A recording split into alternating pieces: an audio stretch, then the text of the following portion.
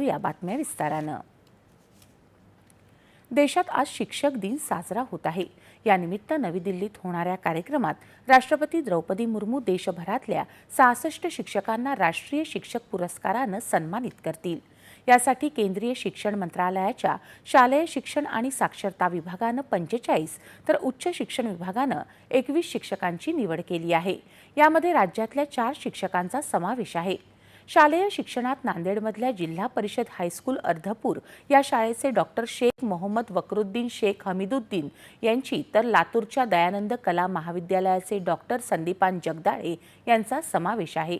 उच्च शिक्षणात मुंबईतल्या शाह अँड अँकर कच्ची अभियांत्रिकी महाविद्यालयाच्या डॉक्टर नीलाक्षी जैन यांची निवड झाली आहे, तर बारामतीचे SVPM institute of technology and इंजिनिअरिंगच्या प्राध्यापक पुरुषोत्तम पवार यांनाही आज सन्मानित करण्यात येणार आहे। माजी राष्ट्रपती तत्वज्ञ प्राध्यापक डॉक्टर सर्वपल्ली राधाकृष्णन यांचा जन्मदिवस देशात शिक्षक दिन म्हणून साजरा केला जातो।